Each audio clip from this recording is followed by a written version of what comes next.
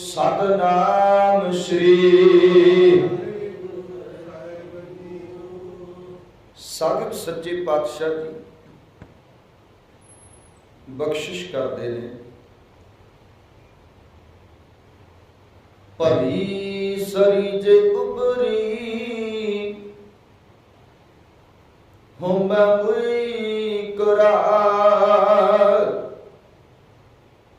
लूत लगे फिर चाकरी सतगुर का विसार। साहिब सच्चे पातशाह जी कहते चंगा होया भली सही चंगा होया उभरी होमा मोई करा कि मेरे सतगुरा ने कृपा की रहमत की कि मैनू वकारां तो बचा लिया।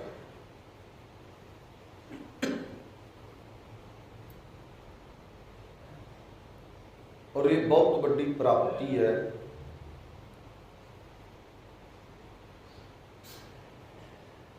कोई जीव इन्हां तो बच जावे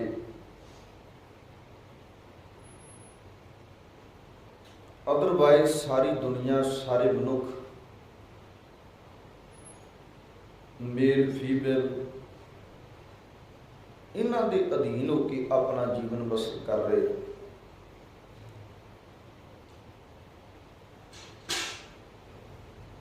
बचना बहुत औखा है,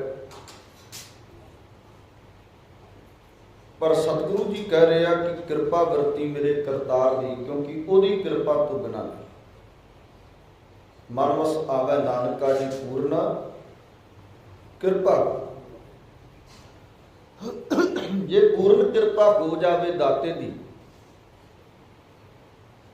तां ही ये मन जिहड़ा वस विच आउंदा है।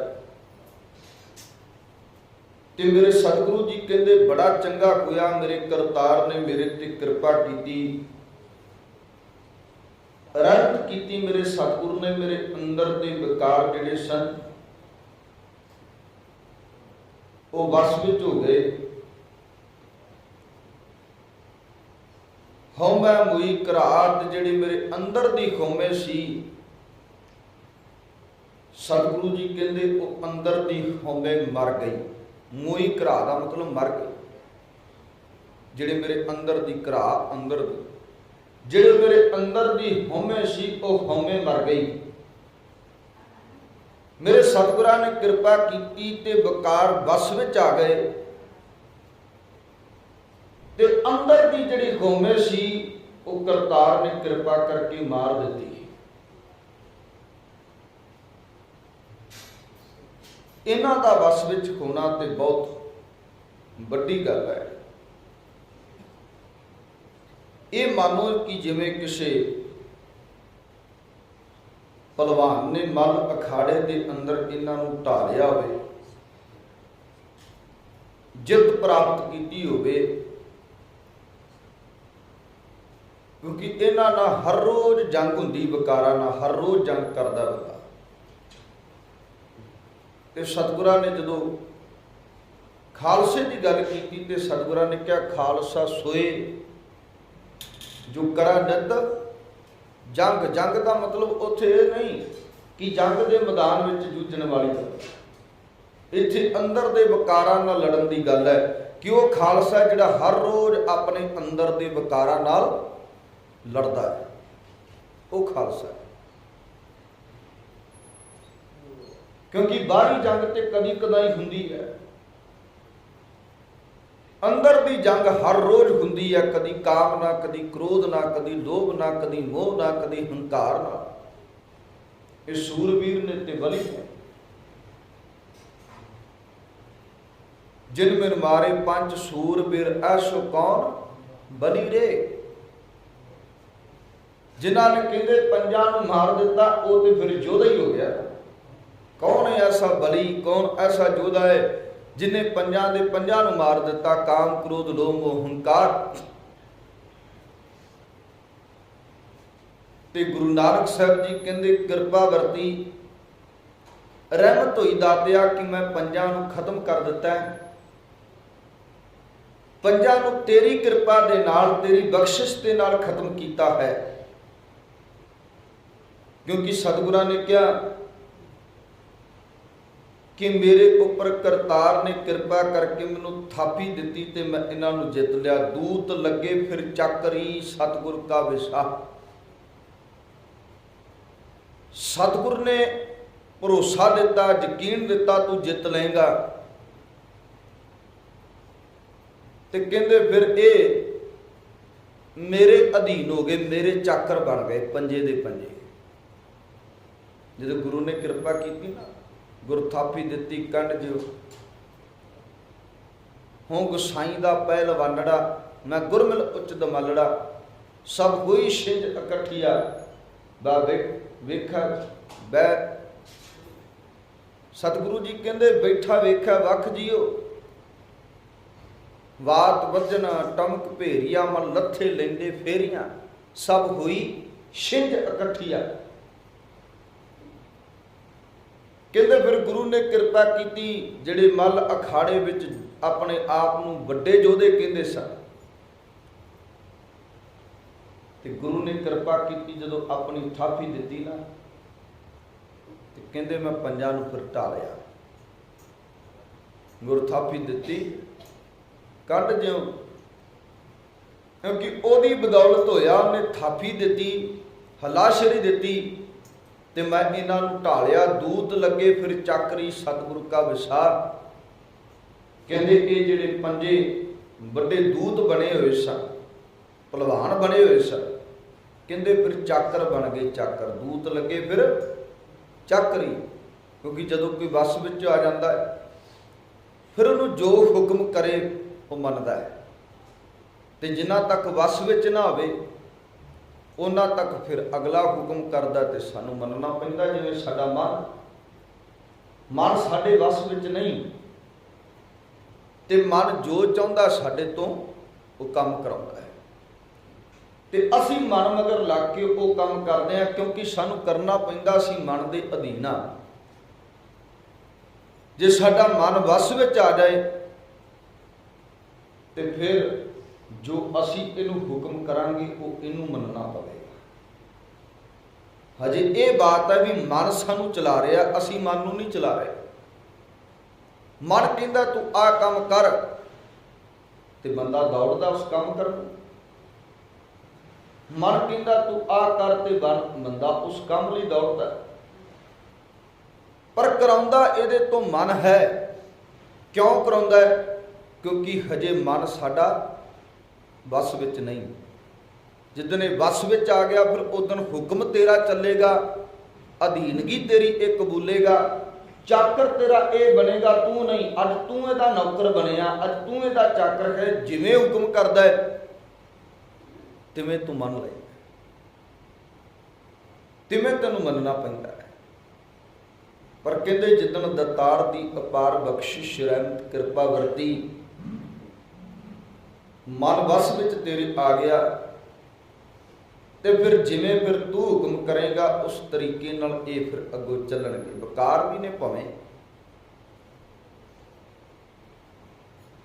ਜੇ ਵਿਕਾਰ ਅੰਦਰ ਪ੍ਰਗਟ ਹੋਇਆ, ਕਾਮ ਕੈ ਕ੍ਰੋਧ ਹੈ, ਤੇ ਨਾਲ ਫਿਰ ਰੱਬੀ ਬਾਣੀ ਦਾ ਜਦੋਂ ਸ਼ਬਦ ਆਵੇਗਾ ਕਿ ਕਾਮ ਕ੍ਰੋਧ ਕਾਇਆ ਕੋ ਗੱਲਾਂ, ਜੋ ਕੰਚਨ ਮੈਂ ਸੁਹਾਗਾ ਟਾਲਾ। ਜੇ ਕਦੀ ਹੰਕਾਰ ਆਏਗਾ ਤੇ ਤੇਰੇ ਅੰਦਰ ਇਹ ਸ਼ਬਦ ਚੱਲੇਗਾ, ਹਉਮੈ ਦੀਰਘ ਰੋਗ ਹੈ, ਦਾਰੂ ਪੀ ਇਸਮਾਹੀ ਕਿਰਪਾ ਕਰੇ ਜੇ ਆਪਣੀ ਸੁਗੁਰ ਕਾ ਸ਼ਬਦ ਕਮਾਏ। ਤੇਰੇ ਅੰਦਰ ਇਹ ਕਿਰਪਾ ਵਰਤੇਗੀ, ਹਾਂ ਮੈਂ ਵਿੱਚੋਂ ਖੋਵੈ, ਕਿ ਮੈਂ ਆਪਣੇ ਅੰਦਰ ਦੀ ਹਉਮੈ ਖਤਮ ਕਰਨੀ ਹੈ, ਤੇ ਹੋਣੀ ਗੁਰੂ ਦੀ ਕਿਰਪਾ ਦੇ ਸਦਕਾ। ਆਪਣੀ ਹਾਂ ਮੈਂ ਮਕਾ ਤੇ ਮੁੱਕੇਗੀ ਤਾਂ ਜੇ ਗੁਰੂ ਨਾਲ ਜੁੜੇਗਾ, ਸ਼ਬਦ ਨਾਲ ਜੁੜੇਗਾ। ਉਂਝ ਨਹੀਂ ਮੁੱਕਦੀ ਹੈ, ਜ਼ੋਰ ਲਾ ਲੇ ਕੋਈ ਨਹੀਂ ਮੁੱਕਦੀ। ਗੁਰੂ ਨਾਲ ਜੁੜਨ ਦਾ ਮਤਲਬ ਇਹ ਨਹੀਂ ਕਿ ਬੰਦਾ ਕਵੇ ਮੈਂ ਅੰਮ੍ਰਿਤ ਛਕ ਲਿਆ, ਬਾਣੀ ਪੜ੍ਹਦਾ ਤੇ ਗੁਰੂ ਨਾਲ ਜੁੜ ਗਿਆ। गुरु नाल जुड़न का मतलब है जो गुर कहे सोई पल। जो गुरु कहंदा ते मनदे नहीं तो फिर मन वस विच किवें आवे। जो गुरु कहंदा ते करदे नहीं फिर मन वस विच किवें आवे। इसलिए सतगुरु जी कहते कृपा वरती करतार दी दूत लगे फिर चक्री। सतगुरु का विसा जिदन दतार ने कृपा कर दी उदन ये चाकर बन गए, क्योंकि मैनू अपने करतार ते भरोसा सी। मेरा मेरे करतार दा मेरे सीस ते हथ सी ते उहदे हथ सदका ही मैं इन्हां नूं फिर ढाया। कल्प त्यागी बाध गए साचा वे प्रवाह। कहते बाकी ते संसार की धरती ते कल्पना है। जिदन वे प्रवाह दे नाल जुड़ गए ना, वे प्रवाह नाल जिदन जुड़ गए, जिहड़ा आप वे प्रवाह है सच है, उदन असी भी वे प्रवाह होवांगे। असी कदे वे प्रवाह नाल जुड़े नहीं हैं। साडी मित्रता ही कजे उन्हां नाल है जिहड़े प्रवाह करदे अपनी अपने परिवार दी, माया दी, जमीन जायदाद की परवाह करते हैं। हरेक चीज़ की सानू परवाह है।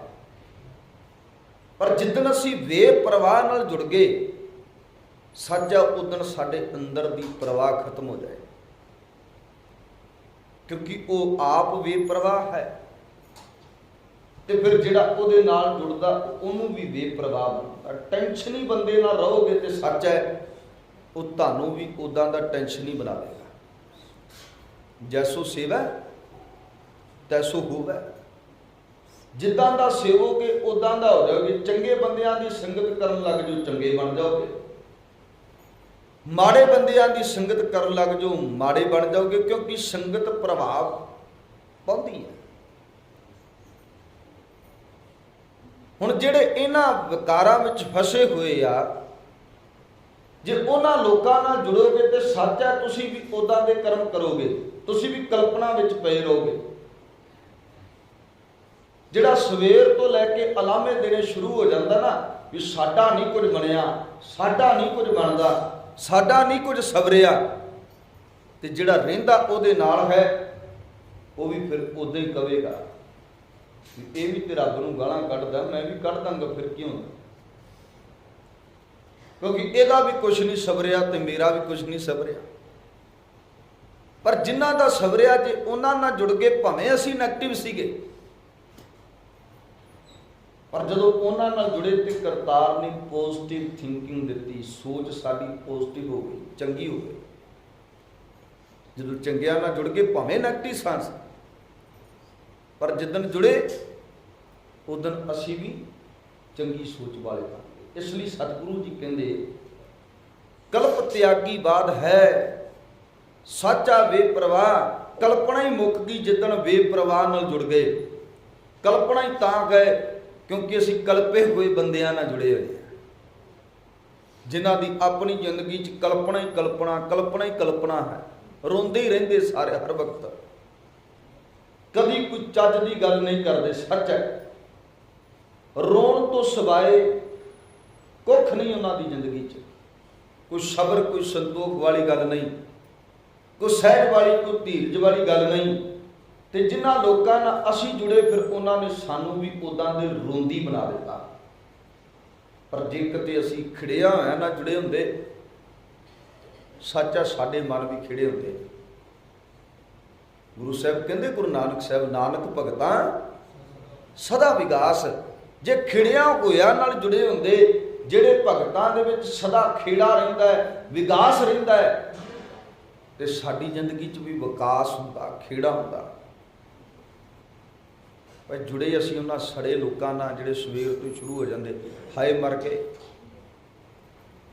है ही नहीं कुछ, दुख ही दुख ने, रोग ही रोग ने, कलेश ही कलेश है साडी जिंदगी। ते फिर सवेरे जिहड़ी आवाज़ कन्नां च उन्हां दी पवेगी तो सच है साडी जिंदगी च भी कलेश ही पैदा होवेगा। जे असीं उठदिआं सार ये सुनांगे एक ओंकार तो लैके जिन्नी नाम ध्याया ਗਏ ਬਸ਼ਕਤ ਘਾਲ ਨਾਨਕ ਤੇ ਮੁਖ ਉਜਲੇ, ਕੀਤੀ ਛੁੱਟੀ ਨਾਲ ਤੱਕ ਦਾ ਜਪਜੀ ਸਾਹਿਬ ਦਾ ਪਾਠ ਸੁਣਾਂਗੇ ਤੇ ਫਿਰ ਸੱਚ ਹੈ ਸਾਡੀ ਜ਼ਿੰਦਗੀ 'ਚ ਕਲੇਸ਼ ਨਹੀਂ ਆਉਣਾ, ਕਿਉਂਕਿ ਜੁੜੇ ਗੁਰੂ ਨਾਨਕ ਸਾਹਿਬ ਦੀ ਬਾਣੀ ਨਾਲ। ਅਸੀਂ ਉੱਠ ਕੇ ਉਹਨਾਂ ਲੋਕਾਂ ਦੀਆਂ ਗੱਲਾਂ ਨਹੀਂ ਸੁਣੀਆਂ ਤੇ ਸਤਿਗੁਰਾਂ ਨੇ ਇੱਥੋਂ ਤੱਕ ਕਿਹਾ ਵੀ ਜਿਹੜਾ ਇੱਦਾਂ ਦਾ ਸਾਕਤ ਉਹਦੇ ਤੇ ਕੋਲ ਵੀ ਨਾ ਵਿਆਹ ਕਰ, ਕਿਉਂਕਿ ਸਾਕਤ ਸੰਗ ਨਾ ਕੀ ਚੀਜ਼ ਹੈ। ਜਿਹੜਾ ਆਪ ਟੁੱਟਿਆ ਹੋਇਆ, ਜਿਹਨੂੰ ਆਪ ਭਰੋਸਾ ਹੀ ਨਹੀਂ ਰੱਬ ਤੇ, ਉਹ ਤੈਨੂੰ ਵੀ ਤੋੜ ਦੇਗਾ, ਕਿਉਂਕਿ ਉਹਦਾ ਆਪਣਾ ਭਰੋਸਾ ਨਹੀਂ, ਯਕੀਨ ਨਹੀਂ। ਉੱਤੋਂ ਵਾਲੀ ਭਾਵੇਂ ਜਿਵੇਂ ਮਰਜ਼ੀ ਹੋਈ ਹੈ ਅਸੀਂ, ਪਰ ਵਿੱਚੋਂ ਵਾਲੀ ਦੀ ਗੱਲ ਕਰੀਏ ਨਾ, ਵਿੱਚੋਂ ਕਿੱਦਾਂ ਦੇ, ਵਿੱਚੋਂ ਤੇ ਭਰੋਸਾ ਨਹੀਂ, ਵਿੱਚੋਂ ਤੇ ਯਕੀਨ ਨਹੀਂ, ਤੇ ਉੱਤੋਂ ਭਾਵੇਂ ਆਖੀਏ ਵੀ ਅਸੀਂ ਤੇ ਹਰ ਰੋਜ਼ ਬਾਣੀ ਸੁਣਾਂਗੇ, ਵਿਖਾਵੇ ਨਹੀਂ ਅਸੀਂ ਭਾਵੇਂ ਜੋ ਮਰਜ਼ੀ ਕਰੀਏ, ਪਰ ਅਸਲ ਗੱਲ ਤੇ ਅੰਦਰੋਂ ਬਣਨੀ ਹੈ ਨਾ, ਅੰਦਰੋਂ ਤੂੰ ਬੇਪਰਵਾਹ ਨਾਲ ਜੁੜਿਆ ਕਿ ਨਹੀਂ। ਸੱਚ ਹੈ, ਸਵੇਰੇ ਹੀ ਜਿਹੜਾ ਬੰਦਾ ਰੋਣ ਪਿੱਟਣ ਲੱਗ ਜਾਂਦਾ, ਉਹਦੀ ਜ਼ਿੰਦਗੀ 'ਚ ਰੋਣ ਪਿੱਟਣ ਹੀ ਰਹਿੰਦਾ ਹੈ, ਤੇ ਜਿਹੜਾ ਸਵੇਰੇ ਹੀ ਆਪਣੇ ਸਾਹਿਬ ਨਾਲ ਜੁੜ ਕੇ ਕਹਿੰਦਾ ਸਾਹਿਬਾ ਤੇਰਾ ਸ਼ੁਕਰ ਹੈ ਤੂੰ ਜ਼ਿੰਦਗੀ ਬਖਸ਼ੀ ਹੈ, ਤੂੰ ਉੱਤੇ ਹੋਰ ਕੀ ਹੈ, ਉਹਦੀ ਜ਼ਿੰਦਗੀ 'ਚ ਹਮੇਸ਼ਾ ਸ਼ੁਕਰਾਨਾ ਰਹਿੰਦਾ, ਚੜ੍ਹਦੀ ਕਲਾ ਰਹਿੰਦੀ। ਇਸ ਲਈ ਸਵੇਰੇ ਉੱਠਦੇ ਆ ਕਰਤਾਰ ਨਾਲ ਸਭ ਤੋਂ ਪਹਿਲਾਂ ਜੁੜਿਆ ਕਰੋ। ਜਪਜੀ ਸਾਹਿਬ ਪੜ੍ਹਨਾ ਆਉਂਦਾ ਤੇ ਪੜ੍ਹੋ ਉੱਠ ਕੇ, ਨਹੀਂ ਆਉਂਦਾ ਤੇ ਸਿੱਖੋ, ਨਹੀਂ ਤੇ ਗੁਰਮੰਤਰ ਹੈ, ਮੂਲ ਮੰਤਰ ਹੈ, ਉਹਦਾ ਜਾਪ ਕਰੋ। ਕਿ ਸਵੇਰੇ ਸਾਡੀ ਸੰਬੰਧ ਜਿਹੜਾ ਆਪਣੇ ਗੁਰੂ ਨਾਲ ਜੁੜ ਜੇ, ਅਸੀਂ ਰੋਈਏ ਨਾ, ਅਸੀਂ ਕਲਪੀਏ ਨਾ, ਹਾਏ ਕੀ ਬਣੇਗਾ, ਹਾਏ ਮਰ ਗਏ। ਸਾਡੀ ਜ਼ਿੰਦਗੀ 'ਚ ਇਹ ਕੋਈ ਕਿ ਸਤਿਗੁਰੂ ਤੇਰੀ ਕਿਰਪਾ ਹੈ ਤੇ ਕਿਰਪਾ ਹੀ ਰੱਖੀ। ਇਸ ਕਰਕੇ ਮੇਰੇ ਸਤਿਗੁਰੂ ਕਹਿੰਦੇ ਕਲਪ ਤਿਆਗੀ ਬਾਦ ਕਹਿ ਸੱਚਾ ਵੇ ਪ੍ਰਵਾਹ, ਵੇ ਪ੍ਰਵਾਹੀਆਂ ਨਾਲ ਲਾ। ਜਿਹੜਾ ਮੇਰਾ ਖਸਮ ਵੇ ਪ੍ਰਵਾਹ ਹੈ, ਜੇ ਅਸੀਂ ਵੀ ਉਸ ਖਸਮ ਵੇ ਪ੍ਰਵਾਹ ਨਾਲ ਜੁੜ ਗਏ ਤੇ ਸੱਚ ਸਾਡੀ ਕਲਪਨਾ ਮੁੱਕ ਜਾਏਗੀ। ਕਲਪਨਾ ਹੀ ਤਾਂ ਹੈ ਕਿਉਂਕਿ ਕਲਪੇ ਹੋਇਆ ਨਾ ਜੁੜਿਆ। ਜਦੋਂ ਵੇ ਪ੍ਰਵਾਹ ਨਾਲ ਜੁੜਾਂਗੇ ਤੇ ਕਲਪਨਾ ਮੁੱਕ ਜਾਵੇਗੀ। ਮਨ ਰੇ ਸੱਚ ਮਿਲੈ ਭਉ ਜਾਏ, ਜਿਨ੍ਹਾਂ ਨੂੰ ਸੱਚ ਮਿਲ ਗਿਆ, ਸੱਚ ਉਹਨਾਂ ਦੇ ਅੰਦਰ ਦਾ ਡਰ ਖਤਮ ਹੋ ਗਿਆ। ਮਨ ਰੇ ਸੱਚ ਮਿਲੈ ਭਉ ਜਾਏ, ਭਉ ਦਾ ਮਤਲਬ ਹੁੰਦਾ ਡਰ। ਜਿਨ੍ਹਾਂ ਨੂੰ ਸੱਚ ਮਿਲ ਗਿਆ ਉਹਨਾਂ ਦਾ ਡਰ ਮੁੱਕ ਗਿਆ, ਉਹ ਨਹੀਂ ਡਰੇ, ਉੱਤੇ ਸੀਸ ਤਲੀ ਤੇ ਰੱਖ ਕੇ ਆ ਗਏ, ਸਾਨੂੰ ਡਰ ਨਹੀਂ। ਪਰ ਜਿਹੜੇ ਸੱਚ ਨਾਲ ਨਹੀਂ ਸਨ ਜੁੜੇ ਹੋਏ, ਝੂਠ ਨਾਲ ਜੁੜੇ ਹੋਏ ਸਨ, ਉਹ ਡਰਦੇ ਨੇ ਤੇ ਡਰਦੇ ਰਹਿਣਗੇ। ਜਿਹੜੇ ਸੱਚ ਨਾਲ ਜੁੜ ਗਏ ਉਹ ਕਦੀ ਡਰੇ ਨਹੀਂ, ਪਿੱਛੇ ਨਹੀਂ ਹਟੇ, ਭਾਵੇਂ ਉਹ ਜੰਗ ਦਾ ਮੈਦਾਨ ਹੋਵੇ, ਭਾਵੇਂ ਉਹਨਾਂ ਨੂੰ ਸ਼ਹੀਦ ਕਰਨ ਦੀ ਗੱਲ ਹੋਵੇ, ਭਾਵੇਂ ਕਿਤੇ ਖੜਨ ਦੀ ਗੱਲ ਹੋਵੇ। ਗੁਰੂ ਨਾਨਕ ਸਾਹਿਬ ਜੀ ਬਾਬਰ ਦੇ ਸਾਹਮਣੇ ਖਲੋ ਕੇ ਇਹ ਬਾਤ ਕਹਿੰਦੇ, ਬਾਬਰ ਤੂੰ ਬਾਬਰ ਨਹੀਂ ਜਾਬਰ ਹੈ। ਯੁਰਤ ਇਹ ਸਪਿਰਟ ਅਕਾਲ ਪੁਰਖ ਕਰਤੇ ਨੇ ਬਖਸ਼ੀ ਭਗਤ ਬਾਬਾ ਕਬੀਰ ਸਾਹਿਬ ਵਰਗੇ ਯੋਧਿਆ, ਭਗਤ ਬਾਬਾ ਨਾਮਦੇਵ ਜੀ ਵਰਗਿਆਂ ਯੋਧਿਆਂ ਕਿ ਸਾਹਮਣੇ ਖਲੋ ਕੇ ਗੱਲ ਕਰਨੀ ਯੁਰਤ ਨਾਲ। ਕਿਉਂ? ਕਿਉਂਕਿ ਉਹਨਾਂ ਨੂੰ ਪਤਾ ਸੀ ਸੱਚੇ ਆ ਤੇ ਸੱਚ ਨਾਲ ਜੁੜੇ ਹੋਏ ਆ। ਨੀਵੀਂ ਧੌਣ ਉਹ ਕਰਦਾ ਜਿਹੜਾ ਜੁੜਿਆ ਝੂਠ ਨਾਲ ਆ, ਕਿਉਂਕਿ ਝੂਠ ਦੇ ਪੈਰ ਨਹੀਂ ਹੁੰਦੇ, ਸਿਆਣੇ ਲੋਕ ਕਹਿੰਦੇ ਆ, ਝੂਠ ਦੇ ਪੈਰ ਨਹੀਂ।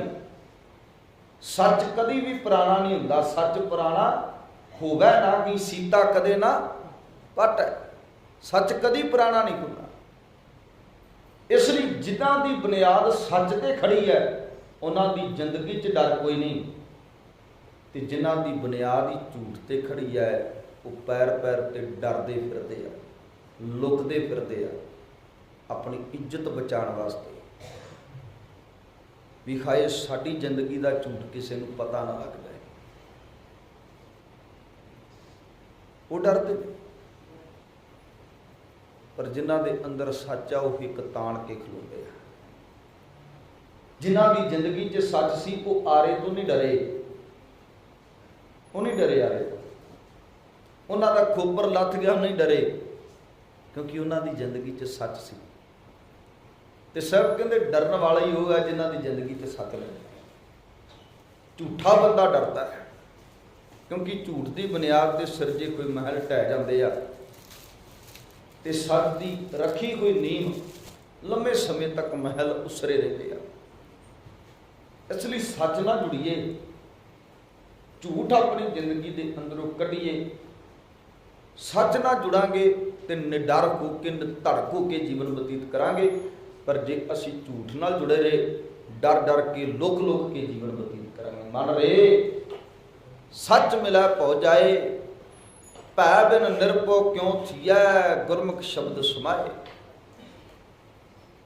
ਕਹਿੰਦੇ ਭੈ ਤੋਂ ਬਿਨਾ, ਹੁਣ ਇੱਕ ਭੈ ਉਹ ਹੈ ਜਿਹਦੀ ਆਪਾਂ ਗੱਲ ਕੀਤੀ ਕਿ ਚਲਾ ਜਾਂਦਾ ਹੈ। ਇੱਕ ਭੈ ਹੈ ਨਿਰਮਲ ਭੈ, ਕਿ ਆਪਣੇ ਰੱਬ ਤੋਂ ਡਰਨਾ। ਦੁਨੀਆ ਦੇ ਅੰਦਰ ਬੜਿਆਂ ਤੋਂ ਡਰਦੇ ਆ, ਪਰ ਕਦੀ ਰੱਬ ਤੋਂ ਨਹੀਂ ਡਰਦੇ। ਰੱਬ ਤੋਂ ਡਰ ਕੇ ਰਹਿਣਾ ਚਾਹੀਦਾ। ਦੁਨੀਆ ਦੀ ਪਰਵਾਹ ਨਾ ਕਰੋ। ਦੁਨੀਆ ਸਾਡਾ ਕੱਖ ਨਹੀਂ ਵਿਗਾੜ ਸਕਦੀ। ਜਗ ਵਿੱਚ ਕਰਤਾ ਪੁਰਖ ਖਲੋਆ, ਵਾਲ ਨਾ ਵਿੰਗਾ ਹੋਆ, ਕੋਈ ਸਾਡਾ ਵਾਲ ਨਹੀਂ ਵਿੰਗਾ ਕਰ ਸਕਦਾ ਜੇ ਕਰਤਾਰ ਨਾਲ ਜੁੜੇ ਹੋਏ ਆ। ਜੁੜੇ ਲੋਕਾਂ ਨਾਲ ਆ ਤਾਂ ਕਰਕੇ ਡਰਦੇ ਫਿਰਦੇ ਆ। ਇਸ ਲਈ ਨਿਰਮਲ ਭਾਉ ਜਿਹੜਾ ਰੱਖਣਾ ਆਪਣੇ ਕਰਤਾਰ ਦਾ ਰੱਖੀਏ। ਭੈ ਬਿਨ ਨਿਰਭਉ ਕਿਉਂ ਥੀਐ, ਕਹਿੰਦੇ ਨਿਰਮਲ ਭਾਉ ਤੋਂ ਬਿਨਾ ਨਿਰਭਉ ਨਹੀਂ ਮਿਲਣਾ। ਨਿਰਭਉ ਜਪੈ ਸਗਲ ਭਾਉ ਮਿਟਾ। ਕਹਿੰਦੇ ਨਿਰਭਉ ਨੂੰ ਜਿਹੜੇ ਜਪਦੇ ਨੇ, ਸੱਚੇ ਉਹਨਾਂ ਦਾ ਡਰ ਖਤਮ ਹੋ ਜਾਂਦਾ।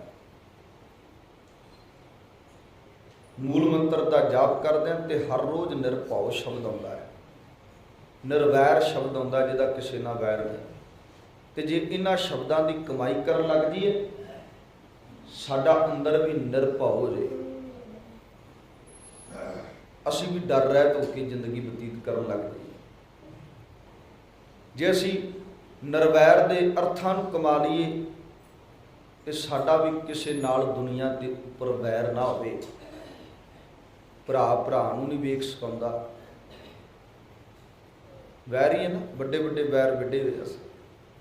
ਬਾਹਰ ਦੀ ਤੇ ਗੱਲ ਹੀ ਛੱਡੋ ਨਾ, ਸ਼ਰੀਕੇ ਦੀ, ਹੋਰ ਦੂਜਿਆਂ ਦੀ, ਪਾਲਟੀ ਬਾਜੀ ਦੀ, ਉਹ ਗੱਲਾਂ ਛੱਡੋ। ਅੱਜ ਦੀ ਦੁਨੀਆ 'ਚ ਭਰਾ ਭਰਾ ਨੂੰ ਵੇਖ ਨਹੀਂ ਸਕਦਾ, ਵੈਰ ਵੱਡਾ ਹੋਇਆ। ਤੇ ਬੜੇ ਬੜੇ ਵੱਡੇ ਵੈਰ ਪਾ ਕੇ ਬੈਠੇ ਹੋਏ। ਪਰ ਸਤਿਗੁਰੂ ਜੀ ਕਹਿੰਦੇ ਆ, ਜਿਹੜਾ ਨਿਰਭਉ ਨੂੰ ਜਪਦਾ ਉਹ ਵੈਰ ਰਹਿਤ ਹੋ ਜਾਂਦਾ। ਇਸ ਲਈ ਸਾਹਿਬ ਸੱਚੇ ਪਾਤਸ਼ਾਹ ਕਹਿੰਦੇ ਭੈ ਬਿਨ ਨਿਰਭਉ ਕਿਉਂ ਥੀਐ, ਗੁਰਮੁਖ ਸ਼ਬਦ ਸਮਾਏ।